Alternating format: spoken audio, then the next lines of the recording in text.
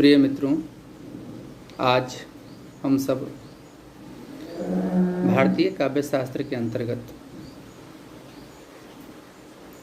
काव्य प्रयोजन विषय पर चर्चा करेंगे।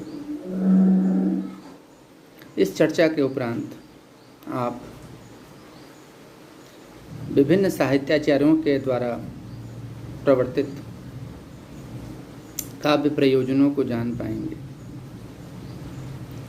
आप काव्य प्रयोजन की परंपरा से अवगत हो पाएंगे एवं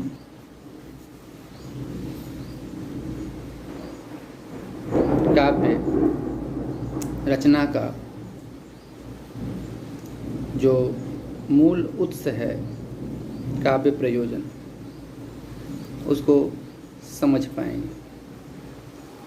तो चलिए चर्चा प्रारंभ करते हैं। मित्रों, पिछले अध्यायों में हम लोगों ने देखा है कि काव्य शब्द संस्कृत साहित्य में गद्य एवं पद्य दोनों के लिए प्रयुक्त होता है। आधुनिक हिंदी साहित्य में काव्य शब्द का प्रयोग कविता के लिए होता है। हम लोगों को आज काव्य शब्द का प्रयोग साहित्य के अर्थ में करना चाहिए या समझना चाहिए। तो मित्रों, काव्य या साहित्य का प्रयोजन क्या है? प्रयोजन शब्द का अर्थ होता है उद्देश्य। काव्य की रचना या साहित्य की रचना के लिए कवि या साहित्यकार का जो उद्देश्य होता है वह काव्य प्रयोजन कहलाता है। काव्य प्रयोजन की परंपरा पर जब हम दृष्टिपात करते हैं तब हम यह पाते हैं कि विभिन्न संस्कृत आचार्यों ने, हिंदी के आचार्यों ने पाश्चात्य काव्य शास्त्रों में एवं स्वयं रचनाकार कवियों ने भी किया है। काव्य प्रयोजन की परंपरा का प्रारंभ आचार्य भरत मुनि के नाट्य शास्त्र से माना जाता है। आचार्य भरत मुनि ने अपने नाट्य शास्त्र में काव्य प्रयोजन पर विशेष रूप से विचार किया है। मित्रों, यहाँ एक बात विशेष रूप से ध्यान देने योग्य है कि भरत मुनि के समय में काव्य एवं नाटक में भेद नहीं किया गया था। कहा भी गया है, काव्येषु नाटकम रम्यम, अर्थात काव्यों में नाटक रम्य, प्रीतिकर, रुचिकर होता है। तो आचार्य भरत मुनि ने अपने ग्रंथ नाट्य शास्त्र में काव्य प्रयोजन पर विचार करते हुए कहा, उत्तम अधम मध्यानाम नरानाम कर्म संश्रयम हितोपदेश जननम धृति क्रीड़ा सुखादिकृत दुःखार्तानां श्रमार्तानां शोकार्तानां तपस्विनां विश्राम जननम लोके नाट्यमेतत् भविष्यति धर्म्यं यशस्यमायुष्यं हितं बुद्धि विवर्धनम लोकोपदेश जननम नाट्यमेतत् भविष्यति। नाट्य शास्त्र। एक बार पुनः हम लोग इस काव्य प्रयोजन पर ध्यान दे दें। एक बार पुनः हम लोग देख लें उत्तम अधम मध्यानाम नरानाम कर्म संश्रयम हितोपदेश जननम धृति क्रीड़ा सुखाधिकृत दुखार्तानाम श्रमार्तानाम शोकार्तानाम तपस्विनाम विश्राम जननम लोके नाट्यमेतद भविष्यति। धर्म्यम यशस्यमायुष्यम हित्यम बुद्धि विवर्धनम लोकोपदेश जननम नाट्यमेतद भविष्यति। नाट्यशास्त्र अर्थात काव्य उत्तम मध्यम एवं अधम मनुष्य के कर्म को अच्छे ढंग से आश्रय देने के लिए, हितकारी उपदेश देने के लिए, सुख प्रदान करने वाली रचना है। दुख श्रम एवं शोक से दुख श्रम एवं शोक से मुक्त कर सुख एवं मनोरंजन प्रदान करने वाला काव्य नाटक है। धर्म यश आयुष्य एवं सद्बुद्धि बढ़ाने वाला एवं लोगों को उपदेश देने के लिए नाटक की रचना होती है, भविष्य में भी होगी। मित्रों, आचार्य भरत मुनि के द्वारा प्रदत्त इस काव्य प्रयोजन पर जब हम विचार करते हैं तो हम यह पाते हैं कि आचार्य भरत मुनि ने नाटक के संदर्भ में ही काव्य प्रयोजन पर बड़ा विशद एवं व्यापक विवेचन किया है। उन्होंने लगभग सभी काव्य प्रयोजनों को व्यक्त कर दिया है। और सबसे बड़ी बात इस काव्य प्रयोजन की यह है कि आचार्य भरत मुनि ने सहृदय अथवा पाठक श्रोता के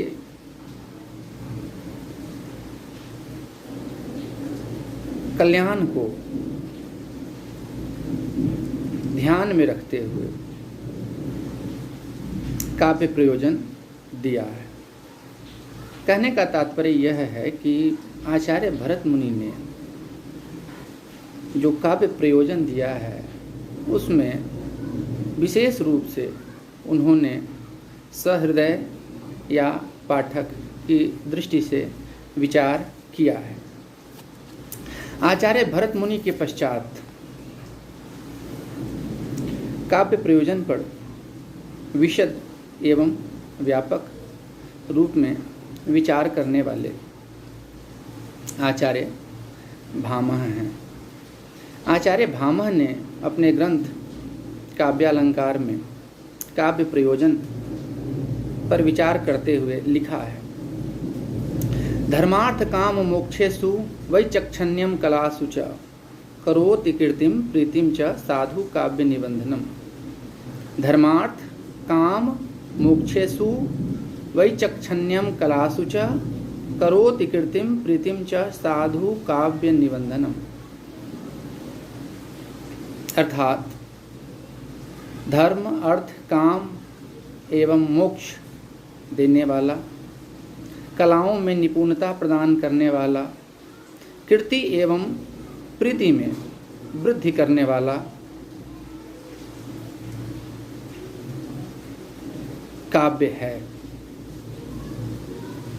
इस काव्य प्रयोजन में हम देखते हैं कि आचार्य भामह ने पुरुषार्थ चतुष्टय धर्म अर्थ काम एवं मोक्ष पर विशेष बल दिया है और इसके अलावा उन्होंने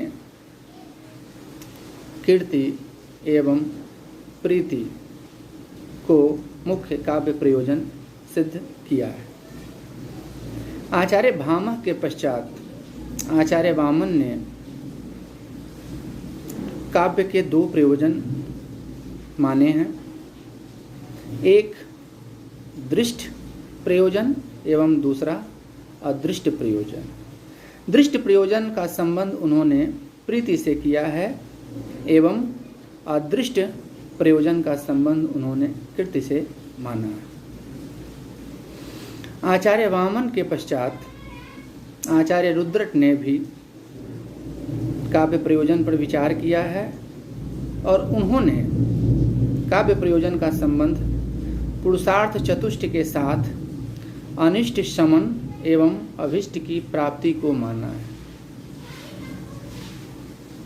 ये काव्य प्रयोजन के संबंध में आचार्य रुद्रट ने एक मौलिक विचार दिया है कि अनिष्ट का समन एवं अभिष्ट की प्राप्ति भी एक विशेष काव्य प्रयोजन है। मित्रों, काव्य प्रयोजन पर सबसे व्यापक, विशद एवं व्यवहारिक विचार आचार्य मम्मट ने अपने ग्रंथ काव्य प्रकाश में किया है। उन्होंने कहा है, काव्य प्रयोजन पर विचार करते हुए लिखा है, काव्यम यशसे अर्थकृते व्यवहार विदे शिवेत रक्षते सद्यः पर निर्वृते कांता सम्मित तयोपदेश युजे। काव्यम यशसे अर्थकृते व्यवहार विदे शिवेत रक्षते सद्यः पर निर्वृते कांता सम्मित उपदेश युजे। आचार्य मम्मट के द्वारा प्रदत्त काव्य प्रयोजन पर हम लोग जब विचार करते हैं तो पाते हैं कि आचार्य मम्मट ने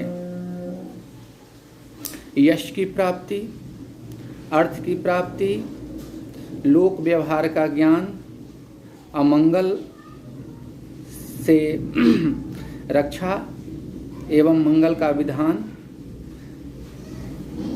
तुरंत आनंद प्रदान करने वाला एवं पत्नी, प्रेमिका या प्रेयसी के समान मधुर उपदेश देने वाला माना है। मित्रों, आचार्य मम्मट ने जो पहला काव्य प्रयोजन माना है वह यश की प्राप्ति है। काव्य की रचना कवि या रचनाकार के द्वारा निश्चित रूप से यश की प्राप्ति हेतु किया जाता है।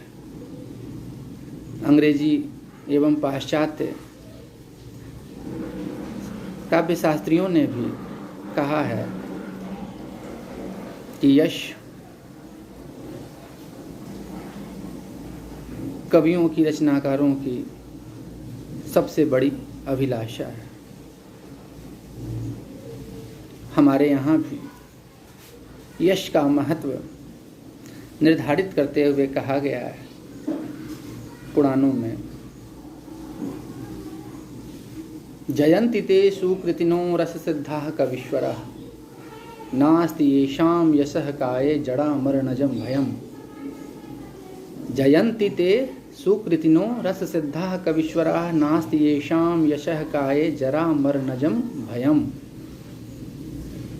यश रूपी काया का कभी अंत नहीं होता है।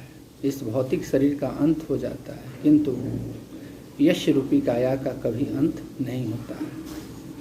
मित्रों, अगर हम विचार करें काव्य से प्राप्त होने वाले यश पर, तो आप देखते हैं कि आज हमारे बीच चंदवरदाई नहीं है। आज हमारे बीच तुलसी, जायसी, कबीर, सूर, बिहारी नहीं हैं, किंतु आज भी वे जन जन के मन में, हृदय में बसे हुए हैं। उनका यश, उनकी काया आज भी हम सब की स्मृतियों में जीवित है। आचार्य मम्मट ने यश प्राप्ति के पश्चात दूसरा काव्य प्रयोजन अर्थ की प्राप्ति को माना है। मित्रों,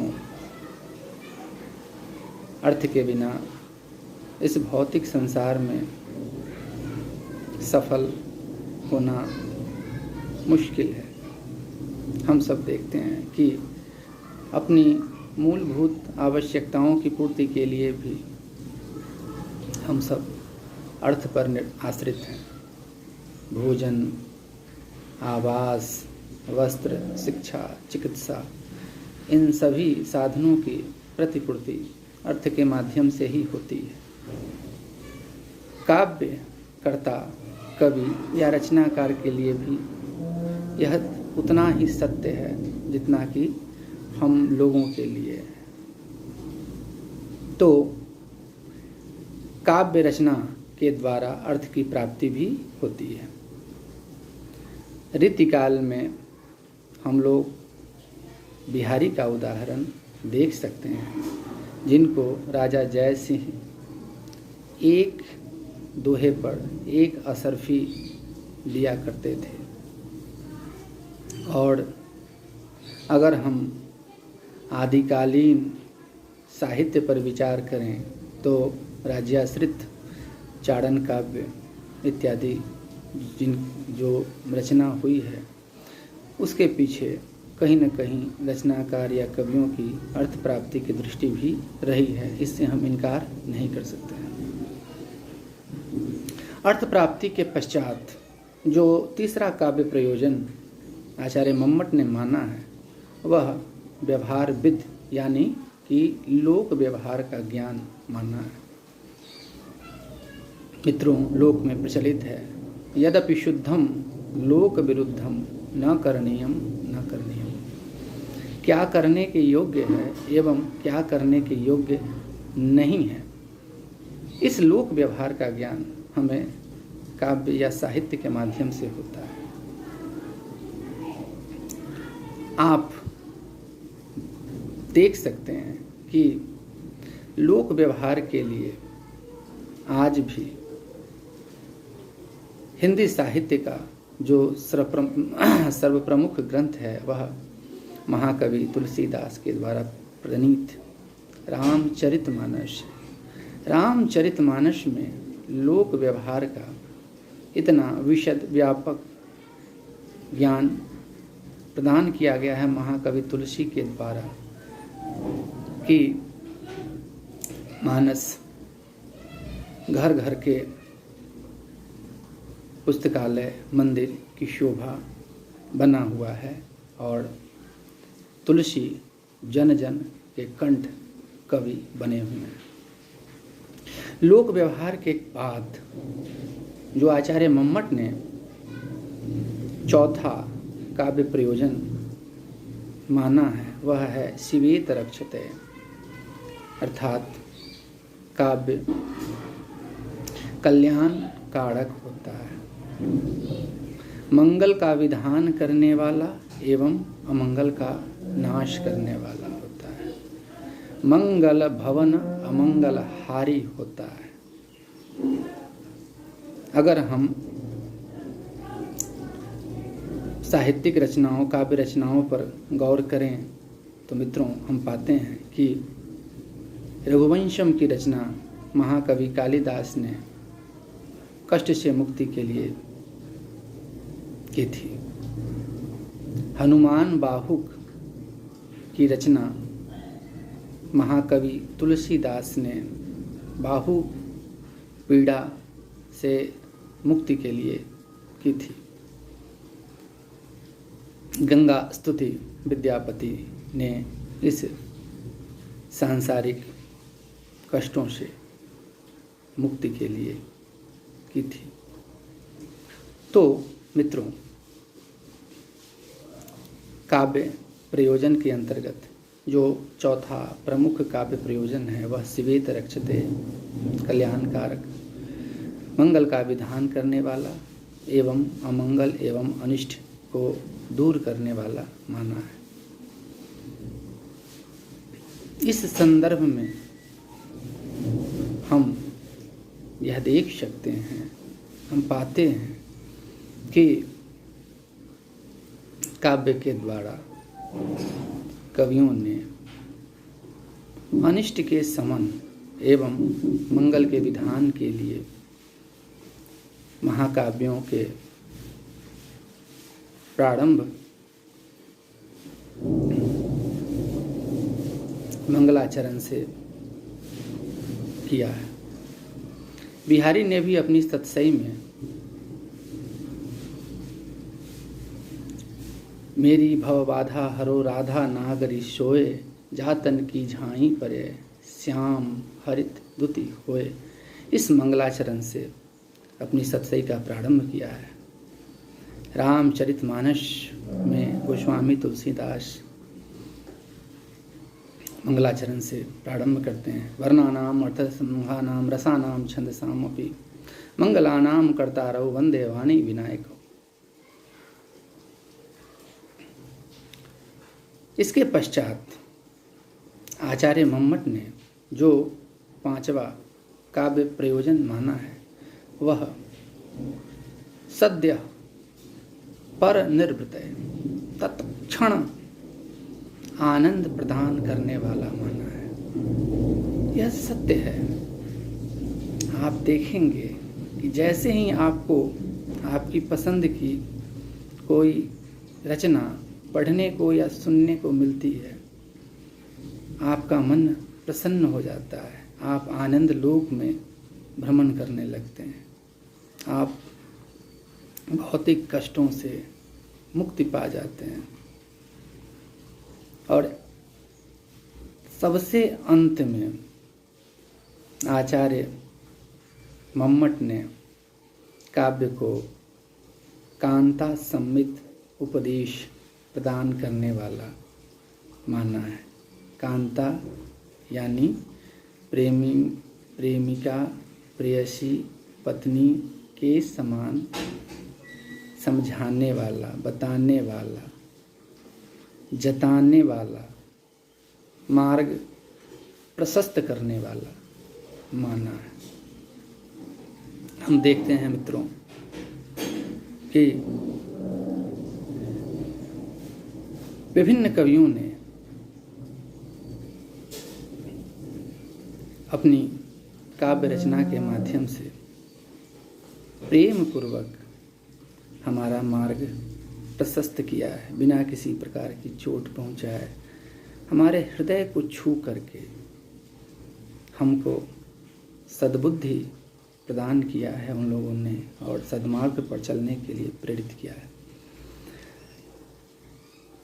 संस्कृत आचार्यों की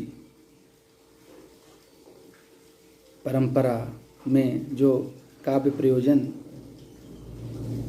अभिव्यक्त हुए हैं उन पर हम विचार कर रहे थे। ये काव्य प्रयोजन ही महत्वपूर्ण है। इसके पश्चात आचार्य विश्वनाथ ने, पंडित राज जगन्नाथ ने जो काव्य प्रयोजन किया है वह मोटे तौर पर वही है जो पूर्ववर्ती आचार्यों के द्वारा किया गया है। इस क्रम में हम निष्कर्ष के रूप में यह कह सकते हैं कि सबसे व्यावहारिक, सरल, सुबोध, स्पष्ट काव्य प्रयोजन आचार्य मम्मट ने अपने ग्रंथ काव्य प्रकाश में किया है, जिसमें उन्होंने कहा है, काव्यम यशसे अर्थकृते व्यवहार विदे शिवेत रक्षते सद्यः पर निर्वृते कांता सम्मित उपदेश युजे। अर्थात काव्य यश प्रदान करने वाला, अर्थ प्रदान करने वाला, लोक व्यवहार का ज्ञान देने वाला, अमंगल से रक्षा एवं मंगल का विधान करने वाला, तुरंत आनंद प्रदान करने वाला एवं प्रेमिका, पत्नी के समान मधुर उपदेश देने वाला होता है। हिंदी आचार्यों के अंतर्गत काव्य प्रयोजन का एक महत्वपूर्ण प्रयास आचार्य भिखारी दास ने अपने ग्रंथ काव्य निर्णय में किया है। वे काव्य प्रयोजन पर विचार करते हुए लिखते हैं, एक लहें तप पूजन के फल ज्यों तुलसी अरु सूर गोसाई, एक लहें बहु संपत्ति केशव भूषण ज्यों बड़ बीड़ बड़ाई, एकन को जस ही सो प्रयोजन, है रस खान रहीम की नाई। दास कवि तन की चर्चा, बहुशन तन को हरसैं सबराई। एक बार पुनः दृष्टि डालें हम लोग। एक लहै तप पूजन के फल, ज्यों तुलसी अरु सूर गोसाई। एक लहै बहु संपत्ति के शब भूषण, ज्यों बर बीर बराई। एकन को जस ही सो प्रयोजन, है रस खान रहीम की नाई। दास कवि तन की चर्चा बुद्धिवान दास कवि तन की चर्चा, बहु संतन को हर से सब राई। दास कवि तन की चर्चा, बहु संतन को हर से सब राई। तो मित्रों, इस चर्चा को समाप्त करने से पूर्व हम सब पुनः एक बार निष्कर्ष के रूप में काव्य प्रयोजन जो प्रमुख हैं उन पर एक दृष्टि डाल लें। यश प्रदान करने वाला, अर्थ प्रदान करने वाला, लोक व्यवहार का ज्ञान प्रदान करने वाला, अमंगल से रक्षा एवं मंगल का विधान करने वाला, तुरंत आनंद प्रदान करने वाला एवं पत्नी, प्रेमिका, प्रेयसी के समान मधुर उपदेश देने वाला, यह सब प्रमुख काव्य प्रयोजन हैं। बहुत बहुत धन्यवाद आप सबका।